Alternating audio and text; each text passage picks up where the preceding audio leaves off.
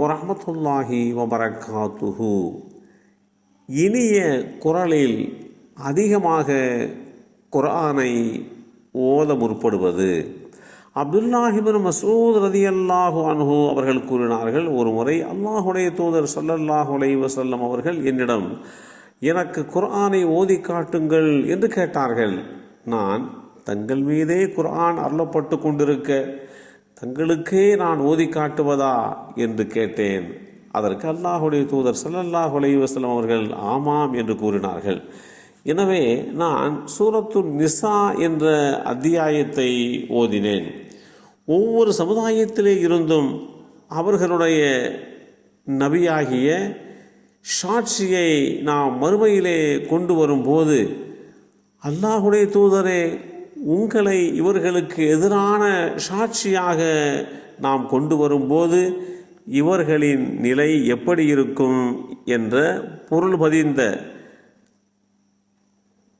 அத்தியாயம் 4 இருக்கக்கூடிய 41வது வசனத்தை நான் அடைந்தபோது அல்லாஹுடைய தூதர் ஸல்லல்லாஹு அலைஹி வஸல்லம் அவர்கள் இத்துடன் போதும், நிறுத்துங்கள் என்று கூறினார்கள்.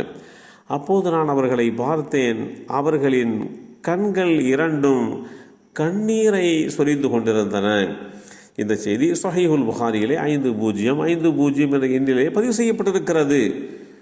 குர்ஆனை தான் ஓதினாலும் இனிய குரலிலே ராகத்தோடு அதனுடைய யதார்த்தமான உள்ளார்ந்த விஷயங்களை புரிந்து கொண்டு ஓத முற்படுவது. பிறர் ஓதுகின்ற போது அவருடைய இனிய குரலின் மூலமாக நம்மால் கேட்க முற்படுகின்ற போது அதில் சொரிந்திருக்கக்கூடிய பதிந்திருக்கக்கூடிய கருத்துக்களை புரிந்து கொண்டு அதற்கு ஏற்றால் போல் நம்முடைய நிலைப்பாட்டை அமைத்து கொள்வது.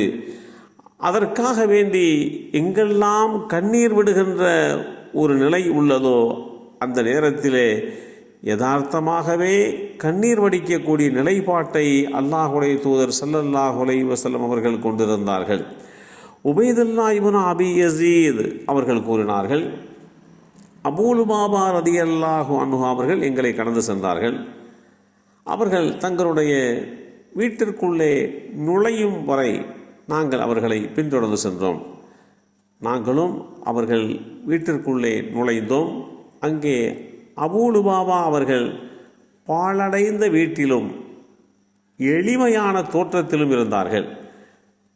அவர்கள் கூறினார்கள், குர்ஆனை ராகத்துடன் ஓதாதவர் நம்மை சார்ந்தவர் அல்லர் என்று அல்லாஹுடைய தூதர் ஸல்லல்லாஹு அலைஹி வஸல்லம் அவர்கள் கூறினார்கள் என்கின்ற இந்த செய்தி சுனன் அபூ தாவூத் என்ற நூலிலே 1471 என்ற எண்ணிலே பதிவு செய்யப்பட்டிருக்கிறது. குர்ஆனை இனிமையான குரலிலே ஓத வேண்டும் என்கின்ற வழிகாட்டு முறையை அல்லாஹுடைய தூதர் ஸல்லல்லாஹு அலைஹி வஸல்லம் அவர்கள் கூறினார்கள். இனிமையான குரல் இல்லை என்றால் என்ன செய்வது என்று நாம் சிந்திக்க முற்படுகின்ற போது முடிந்த அளவுக்கு குர்ஆனை இனிமையான குரலில் ஓதுகின்ற நிலைப்பாட்டை நாம் நமக்கு நாமே உருவாக்கி கொள்ள வேண்டும். அதுதான் மிகச்சிறந்தது என்கின்ற இந்த விஷயத்தையும் புரிந்து கொள்ள கடமைப்பட்டிருக்கிறோம்.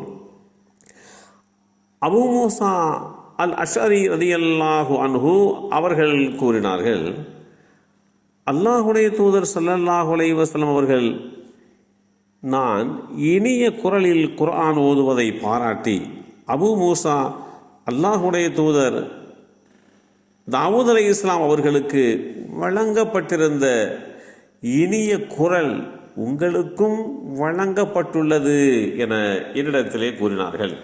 இந்த செய்தி ஸஹீஹுல் புகாரியிலே 5048 என்ற எண்ணிலே பதிவு செய்யப்பட்டிருக்கிறது.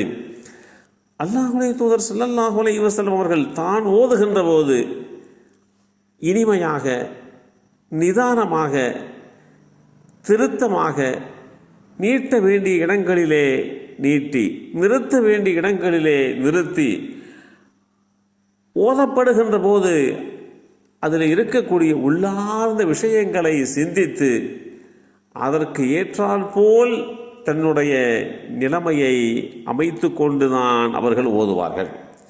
யார் இனிமையான குரலிலே ஓதினார்களோ அவர்களை பாராட்டவும் செய்திருக்கிறார்கள் என்கின்ற செய்தியை இந்த இடத்திலே நாம் கடைபிடிக்க முற்பட வேண்டும். எல்லாம் வல்ல அல்லாஹு தாலா அவனுடைய வேதமறை குர்ஆனை இனிமையாக அழகிய முறையிலே ராகத்துடன் தஜ்வீது முறைப்படி ஓதுகின்ற வாய்ப்பை நமக்கும் நம் சந்ததிகளுக்கும் வழங்கி அருள் புரிவானாக. அஸ்ஸலாமு அலைக்கும் வரஹ்மத்துல்லாஹி வபரகாத்துஹு.